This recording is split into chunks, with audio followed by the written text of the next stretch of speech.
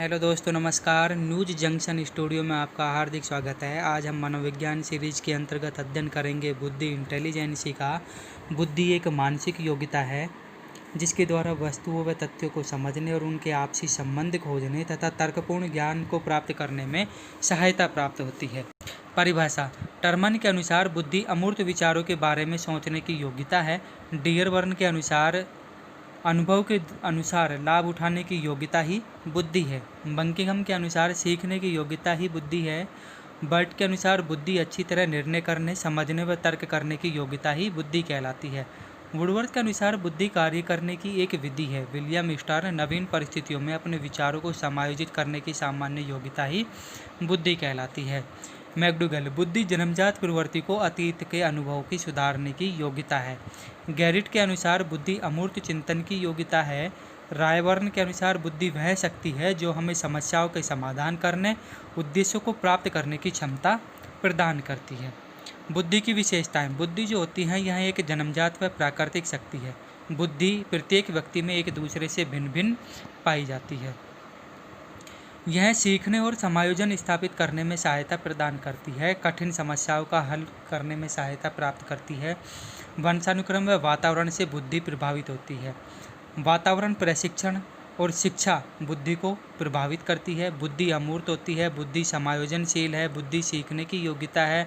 बुद्धि पर लिंग भेद का कोई प्रभाव नहीं पड़ता, अर्थात यह नहीं कह सकते कि बुद्धि पुरुषों में अधिक और स्त्रियों में कम पाई जाती है। बुद्धि कल्पना व तर्क पर कार्य करती है। बुद्धि अमूर्त विचारों के बारे में चिंतन करने की योग्यता है।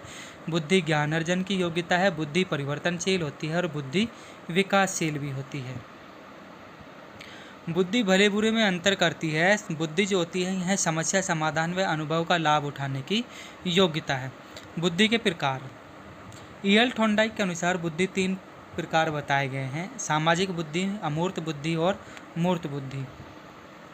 सामाजिक बुद्धि से तात्पर्य ऐसी मानसिक योग्यता जिनके सहारे व्यक्ति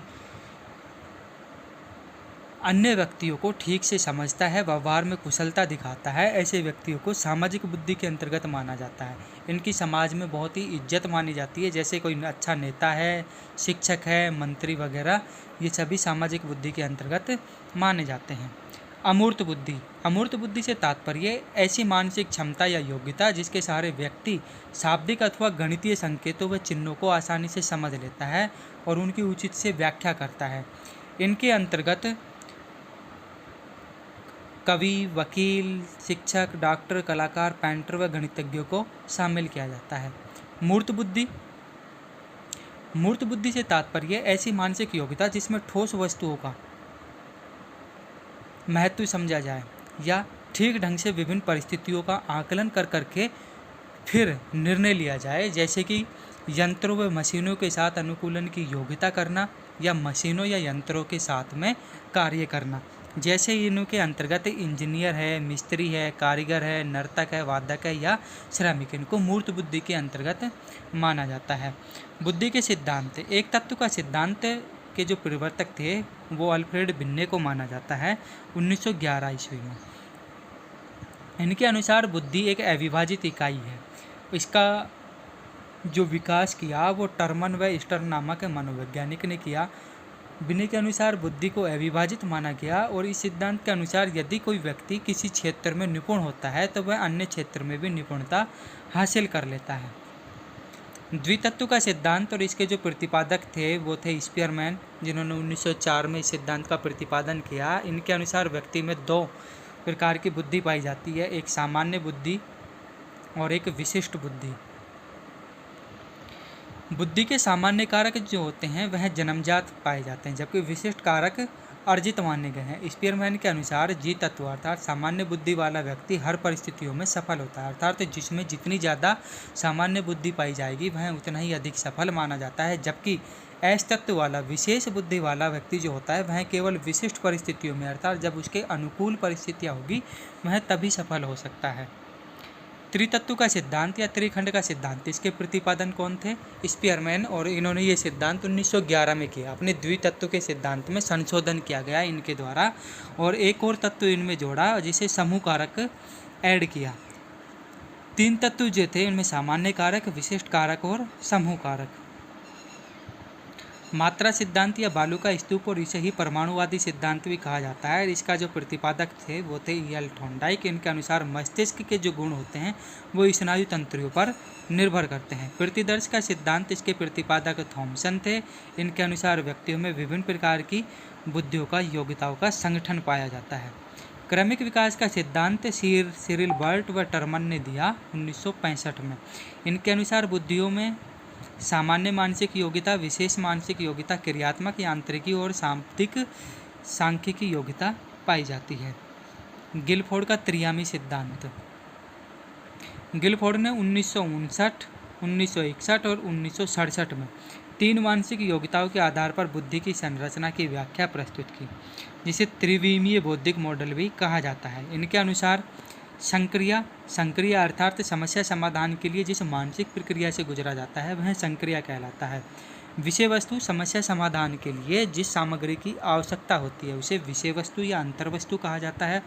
उत्पाद, समस्या समाधान के लिए जिस रूप में सूचनाएं प्राप्त होती है उसे उत्पाद कहा जाता है। कारक विश्लेषण फैक्टर देखिए, इन्होंने सबसे पहले 120 तत्व बताए जो 5x4x6 के रूप में विस्तृत किए गए। बाद में 1977 में फिर से विस्तार किया, इसमें सुधार किया और 5x5x6 के रूप में 150 तत्वों का बताया गया। इसमें फिर से संशोधन किया 1980 में और इसके अंतर्गत 6x5x6 180 तत्व बताए गए। बहुबुद्धि का सिद्धांत हार्वर्ड गार्डनर के द्वारा प्रतिपादित किया गया। इनके अनुसार हर इंसान में अलग अलग प्रकार की बुद्धि होती है, जिसमें किसी में संगीत पारंगत होता है तो कोई अभिनय में, कोई लेखक में होता है तो कोई तार्किक क्षमताओं में। जैसे किसी में क्रिकेट में अधिक क्षमता होती है, किसी की फुटबॉल में। अर्थात हर व्यक्ति में अलग अलग प्रकार की एक विशिष्टता पाई जाती है।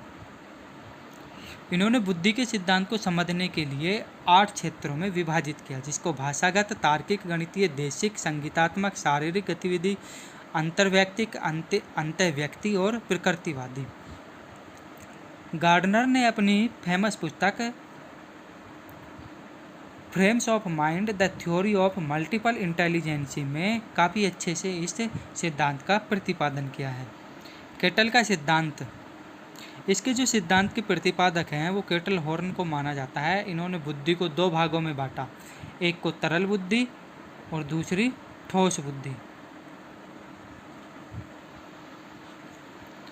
बुद्धिलब्धि, बुद्धि परीक्षण का जनक अल्फ्रेड बिन्ने को माना जाता है। मानसिक आयु, मानसिक शब्द का सर्वप्रथम प्रयोग केटल के द्वारा किया गया, जबकि मानसिक आयु शब्द का सर्वप्रथम प्रयोग अल्फ्रेड बिन्ने ने किया 1908 में। शारीरिक आयु या वास्तविक आयु, इसे कालानुक्रमिक आयु भी कहा जाता है। परीक्षण के समय जो वास्तविक आयु होती है वहीं शारीरिक आयु कहलाती है। मानसिक आयु व शारीरिक आयु में अनुपात को बुद्धिलब्धि सूत्र के द्वारा प्रतिपादित किया गया है। सर्वप्रथम बुद्धिलब्धि का सूत्र मानसिक आयु बटे शारीरिक आयु के रूप में दिया गया।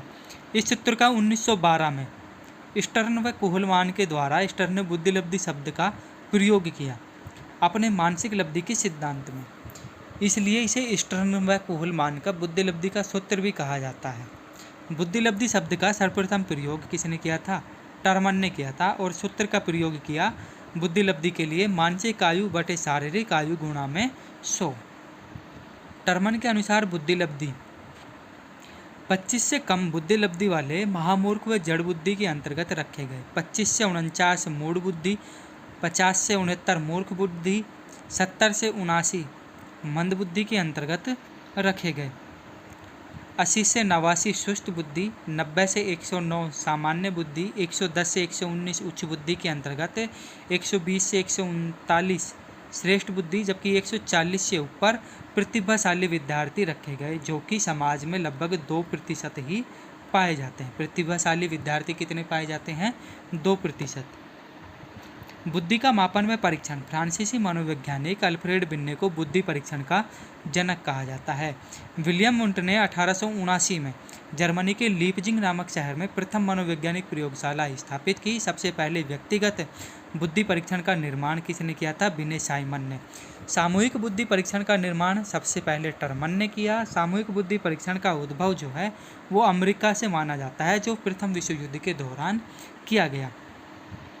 बुद्धि परीक्षण का इतिहास, सबसे पहले बुद्धि परीक्षण फ्रांस के अल्फ्रेड बिन्ने ने 1905 में तैयार किया साइमन की सहायता से, जिसे साइमन बुद्धि परीक्षण, बिने साइमन बुद्धि परीक्षण नाम रखा गया।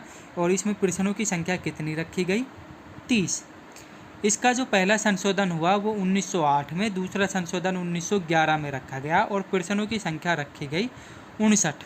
सन 1961 में अमेरिका के स्टैनफोर्ड विश्वविद्यालय में टर्मन की अध्यक्षता में बिने साइमन बुद्धि परीक्षण पर संशोधन किया गया और इसमें जो प्रश्नों की संख्या रखी गई वो 90 रखी गई। भारत में जो पहला बुद्धि परीक्षण किया गया वो 1922 में किया गया CS राइस के द्वारा।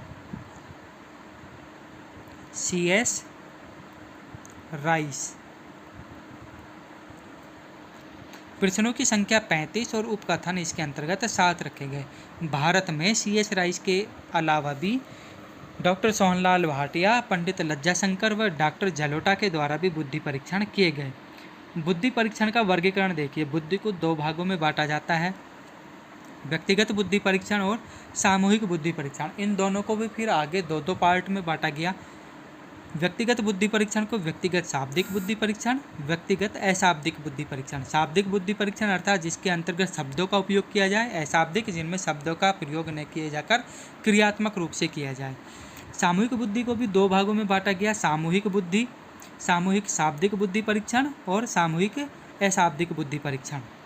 इसके अंतर्गत ये सारणी आपके लिए बनाई गई है, आप इसका अच्छे से अध्ययन करना, आपकी सुविधा के लिए है। व्यक्तिगत शाब्दिक के अंतर्गत बिने साइमन परीक्षण 1905 में, बिने साइमन परीक्षण 1908, बिने साइमन परीक्षण 1911, स्टैनफोर्ड बिने परीक्षण 1916 में किया गया। व्यक्तिगत अशाब्दिक बुद्धि परीक्षण के अनुसार पोर्टियस भूल भलैया परीक्षण 1924, Wechsler value test 1931, doctor Bhatia battery परीक्षण, अलेक्जेंडर पासलोंग परीक्षण 1932। सामूहिक बुद्धि परीक्षण आर्मी अल्फा 1916, सेना सामान्य वर्गीकरण, टर्मन का मानचिक, डॉक्टर सोहनलाल का बुद्धि परीक्षण। जबकि सामूहिक अशाब्दिक बुद्धि परीक्षण के अंतर्गत आर्मी बीटा परीक्षण 1919 में किया गया, शिकागो अशाब्दिक परीक्षण और कैटल का कल्चर फ्री टेस्ट। बुद्धि परीक्षण जैसा कि हमने अभी पढ़ा, व्यक्तिगत बुद्धि परीक्षण और सामूहिक बुद्धि परीक्षण। व्यक्तिगत बुद्धि परीक्षण की शुरुआत बिन्ने के द्वारा 1905 में की गई, जबकि सामूहिक बुद्धि परीक्षण की शुरुआत 1916 में टर्मन के अनुसार। फिर इनको भी 2-2 भाग में बांटा गया, शाब्दिक और अशाब्दिक। शाब्दिक बुद्धि परीक्षण के अंतर्गत इस प्रकार का बुद्धि परीक्षण में बुद्धि का मापन शाब्दिक रूप में या लिखित प्रश्नों के माध्यम से किया जाता है। इसमें भाषा का प्रयोग होता है और ये जो परीक्षण होता है वह साक्षर जो लोग होते हैं उसी पर प्रयोग में किया जाता है। इस प्रकार के परीक्षण को विश्वसनीय व वैध माना जाता है। प्रमुख शाब्दिक परीक्षण देख लीजिए। बिन्ने साइमन परीक्षण ये 1905 में दिया गया। बिन्ने परीक्षण जो था 1905 में दिया गया। सर्वप्रथम बुद्धि परीक्षण का कार्य किसने किया था? बिन्ने ने। इसमें प्रश्नों की संख्या 30 रखी गई।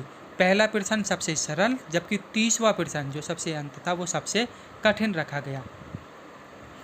बिने साइमन बुद्धि परीक्षण 1908। बिने परीक्षण 1905 की खामियों को देखकर 1908 में इस परीक्षण में संशोधन किया गया और इसमें डॉक्टर साइमन की सहायता ली गई।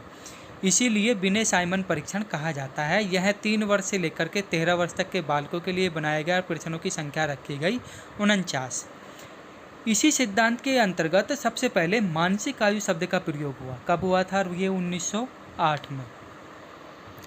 बिने साइमन स्केल 1911। बिने Simon scale England, Germany, America में काफ़ी उपयोग हुआ था, जिसके कारण इनके सुझाव जो मिले उसमें 1911 में फिर से संशोधन किया गया। पुराने पदों को हटा करके नए पद जोड़े गए और इसके अंतर्गत 3 वर्ष से लेकर के 15 वर्ष तक के बालकों का अध्ययन किया गया। इस प्रणाली के अंतर्गत यदि 5 वर्ष का बच्चा यदि 6 वर्ष के बच्चों के प्रश्नों के उत्तर दे दे तो उसकी मानसिक योग्यता कितनी मानी जाएगी? 6 वर्ष। स्टैनफोर्ड बुद्धि परीक्षण, स्टैनफोर्ड बिन्ने परीक्षण 1916। यह 2 वर्ष से लेकर के 14 वर्ष तक के बालकों के लिए किया गया। इसमें प्रश्नों की संख्या 90 रखी गई। सबसे पहले बुद्धि लब्धि IQ का प्रयोग इसी परीक्षण में किया गया था। व्यक्तिगत अशाब्दिक बुद्धि परीक्षण, यह मौखिक रूप से किया जाता है। इसमें पढ़े लिखे लोगों के अलावा मंदबुद्धि, निरक्षर, गूंगे, बहरे व्यक्तियों का भी अध्ययन किया जाता है। इसका जो सर्वप्रथम प्रयोग किया गया वो रेवन के द्वारा 1938 में किया गया। इसमें भाषा ज्ञान की आवश्यकता नहीं होती। यह अशाब्दिक होता है, खर्चीला होता है, अधिक समय लगता है और प्रशिक्षण हेतु अध्यापकों की आवश्यकता होती है। पोर्टियस भूल भुलैया टेस्ट, इसके जो प्रतिपादक है वो पोर्टियस को माना जाता है। यह 3 वर्ष से लेकर 14 वर्ष तक के बालकों के लिए अत्यंत ही उपयोगी था, यह उनके लिए बनाया गया। इसमें एक भूल भुलैया का निर्माण किया गया। एक कागज़ पर भूल भुलैया के चित्र बना दिए गए। उस चित्र के द्वारा इस प्रकार के रास्ते खोजते हुए अपने उद्देश्यों को प्राप्त करते हैं। यह परीक्षण व्यक्तिगत अशाब्दिक कहलाता है। बैचलर वैल्यू टेस्ट, स्टैनफोर्ड बिने परीक्षण को दोष को दूर करने के लिए 1931 में एक बैचलर वैल्यू टेस्ट का निर्माण किया। इसमें 10 वर्ष से लेकर के 60 वर्ष तक के बच्चों के लिए टेस्ट निर्माण किया गया। यह परीक्षण जो था वह प्रौढ़ उम्र के लिए अत्यधिक उपयुक्त माना गया। इसमें 5 मौखिक और 5 क्रियात्मक परीक्षण होते हैं। 1955 में इसे संशोधित करके 16 से 74 वर्ष तक के बच्चों के लिए काम में लिया गया। भाटिया बैटरी परीक्षण, यह 1953 में दिया गया। भाटिया ने इसके अंतर्गत 11 से 16 वर्ष तक के बालकों के लिए इजाद किया और इसमें 900 बालकों पर प्रयोग करते हुए मानकीकृत इकाइयाँ प्रस्तुत की गई। सामूहिक बुद्धि परीक्षण, इस प्रकार के बुद्धि परीक्षण का निर्माण प्रथम विश्व युद्ध के दौरान किया गया। इसमें केवल एक व्यक्ति पर न करके बहुत सारे लोगों के साथ में हम कर सकते हैं। शाब्दिक परीक्षण और अशाब्दिक, इसको 2 भागों में डिवाइड किया गया। शाब्दिक के अंतर्गत आर्मी अल्फा टेस्ट, इसका जो निर्माण था वह टर्मन व उसके शिष्य आर्थर ओटिस ने 1916 में प्रथम विश्व युद्ध के दौरान सेना के पढ़े लिखे व जितने भी अधिकारी वर्ग के सैनिक थे उनके चयन के लिए किया गया। डॉक्टर सोहनलाल का सामूहिक बुद्धि परीक्षण, यह 13 से 15 वर्ष तक के बालकों के लिए किया गया और इसका जो निर्माण किया था वो डॉक्टर सोहनलाल के द्वारा किया गया। जलोटा का सामूहिक बुद्धि परीक्षण, इसका निर्माण 1951 में किया गया डॉक्टर जलोटा के द्वारा। अशाब्दिक परीक्षण, आर्मी बीटा परीक्षण, बीटा परीक्षण का निर्माण टर्मन व उसके शिष्य आर्थर ओटिस ने 1919 में किया। यह अनपढ़ व्यक्तियों के लिए काम में लिया जाता है, अर्थात जिसे भाषा का ज्ञान नहीं हो। शिकागो शाब्दिक परीक्षण, यह परीक्षण 6 वर्ष से आयु से शुरू हो जाता है और यह प्रौढ़ उम्र तक के लिए माना गया है। भारत में बुद्धिलब्धि का परीक्षण देखिए, इसका विकास कैसे हुआ। भारत में सर्वप्रथम बुद्धि परीक्षण का निर्माण लाहौर में डॉक्टर C.S. राइस के द्वारा किया गया। इन्होंने ही सर्वप्रथम विनय स्केल का भारतीयकरण किया व इसका नाम हिंदुस्तानी विनय परफॉर्मेंस पॉइंट स्केल रखा गया। सामूहिक बुद्धि परीक्षण और व्यक्तिगत बुद्धि परीक्षण में अंतर देखिए। व्यक्तिगत बुद्धि परीक्षण का जो प्रादुर्भाव हुआ, उत्पत्ति हुई, वो 1905 में की गई अल्फ्रेड बिन्ने के द्वारा 1905 में, जबकि सामूहिक बुद्धि परीक्षण का जो उद्भव हुई वो 1916 में हुई टर्मन के द्वारा। व्यक्तिगत परीक्षण एक समय में एक पर हो सकता है, जबकि सामूहिक बुद्धि परीक्षण एक समय में एक से अधिक व्यक्तियों पर किया जा सकता है। व्यक्तिगत बुद्धि परीक्षण में समय अधिक लगता है, धन भी अधिक खर्च होता है, जबकि सामूहिक बुद्धि परीक्षण समय कम लगता है, धन भी कम खर्च होता है। व्यक्तिगत बुद्धि परीक्षण छोटे बालकों के लिए सर्वाधिक उपयुक्त माना गया है, जबकि सामूहिक बुद्धि परीक्षण बड़े बालकों व वयस्कों के लिए सर्वाधिक उपयुक्त है। व्यक्तिगत बुद्धि परीक्षा में परीक्षक व परीक्षार्थियों में निकट का संबंध होता है, जबकि सामूहिक में परीक्षार्थियों का परीक्षक से दूर तक संबंध होता है। व्यक्तिगत परीक्षण का निर्माण कठिन होता है, सामूहिक परीक्षण का निर्माण सरल होता है। व्यक्तिगत परीक्षण जो होते हैं वह निष्कर्ष प्रभावी व विश्वसनीय होते हैं, जबकि सामूहिक में निष्कर्ष कम जबकि प्रमाणिक और विश्वसनीय होते हैं। बेसल वर्ष, जिस अधिकतम आयु स्तर के प्रश्नों को बालक हल कर देता है उसे बेसल वर्ष कहते हैं, या उसकी मानसिक आयु या योग्यता मानी जाती है। अर्थात यदि 5 वर्ष का बच्चा 7 वर्ष के बच्चे का सवाल सॉल्व कर देता है तो उसकी मानसिक आयु कितनी मानी जाएगी? 7 वर्ष मानी जाएगी। टर्मिनल वर्ष, जिस आयु स्तर के प्रश्नों को बालक हल नहीं कर पाता उसे टर्मिनल वर्ष कहा जाता है। अर्थात यदि 7 साल का बच्चा यदि 5 साल के वर्ष के ही प्रश्नों को हल कर पा रहा है तो उसकी जो आयु मानी जाएगी, मानसिक आयु, वो 5 वर्ष मानी जाएगी। अर्थात इसको क्या माना जाएगा? उसकी टर्मिनल आयु मानी जाएगी। नोट देखिए, एक बहुत ही इंपॉर्टेंट है। 16 वर्ष से अधिक आयु वाले व्यक्तियों की बुद्धिमान या बुद्धिलब्धि सूत्र ज्ञात करते वक्त उसकी जो वास्तविक आयु मानी जाएगी वो कितनी मानी जाएगी? 16 वर्ष ही मानी जाएगी। संवेगात्मक बुद्धि, स्वयं की भावनाओं के साथ दूसरों की भावनाओं को पहचानना, उचित प्रबंध करने की क्षमता संवेगात्मक बुद्धि कहलाती है। इसे भावनात्मक बुद्धि भी कहते हैं। व्यक्ति की वे योग्यताएं या विशेषताएं जो जीवन में भावनात्मक पक्ष से संबंधित होती हैं क्या कहलाती हैं? संवेगात्मक बुद्धि कहलाती है। संवेग शब्द जो है यह अंग्रेजी के इमोशन और ग्रीक भाषा के इमोवियर से बना है, जिसका अर्थ होता है उत्तेजित करना, उथल पुथल मचाना या क्रांति उत्पन्न करना। संवेग को दो प्रकार में बांटा गया है। एक तो होता है सुखद संवेग, जबकि दूसरा माना जाता है दुखद संवेग। जिन संवेगों से सुख की प्राप्ति हो वो सुखद, जबकि दुख की प्राप्ति हो वो दुखद। सुखद संवेग, इनके कारण व्यक्ति में नई शक्तियाँ उजागर होती है। इसके अनुसार आनंद व प्रसन्नता प्राप्त होती है और कार्य को अधिक कुशलता के साथ में किया जाता है। दुखद संवेग, इसमें व्यक्ति को निराशा मिलती है, जबकि कार्य क्षमता में जो होती है कमी आती है। वह ईर्ष्या, भय, चिंता आदि का शिकार हो जाता है। संवेगात्मक बुद्धि की विशेषताएं। संवेग जो होते हैं वह अचानक से उत्पन्न होते हैं। संवेगों से तीव्रता उत्पन्न होती है। संवेग जो होते हैं वह क्षणिक होते हैं, अर्थात क्षण भर के लिए होते हैं। संवेग में मानसिक व शारीरिक परिवर्तन आते हैं। संवेग जो होते हैं वह बुद्धि हमें बताती है। संवेगात्मक बुद्धि से हम यह ज्ञात कर सकते हैं कि व्यक्ति जीवन में कितना सफल होगा। संवेगात्मक बुद्धि का अध्ययन तथा इतिहास। संवेगात्मक बुद्धि के बारे में सबसे पहले डॉक्टर पीटर सलावे तथा डॉक्टर जॉन मेयर ने 1990 में बताया था, जबकि जिस वर्तमान स्वरूप का हम अध्ययन करते हैं उसका विकास डॉक्टर डैनियल गोलमैन ने किया 1995 में। इन्होंने अपनी एक पुस्तक लिखी, संवेगात्मक बुद्धि बुद्धि लब्धि से महत्वपूर्ण क्यों। इस पुस्तक में इन्होंने इसके बारे में विस्तार से अध्ययन किया है। डॉक्टर डैनियल गोलमैन ने अपनी पुस्तक संवेगात्मक बुद्धि बुद्धि लब्धि से बेहतर क्यों हो सकती है, अर्थात emotional intelligence why it is can better more than IQ में संवेगात्मक बुद्धि शब्द का प्रयोग किया। गोलमैन ने संवेगात्मक बुद्धि निकालने के लिए सूत्र दिया, संवेगात्मक आयु बटे वास्तविक आयु गुणा में 100। डैनियल गोलमैन के अनुसार व्यक्ति के जीवन की सफलता का मात्र 20% बुद्धि लब्धि, जबकि 80% संवेगात्मक बुद्धि माना गया है। संवेगात्मक बुद्धि के अनुप्रयोग। इसका उपयोग समाज में उचित स्थान प्राप्त करने के लिए किया जा सकता है।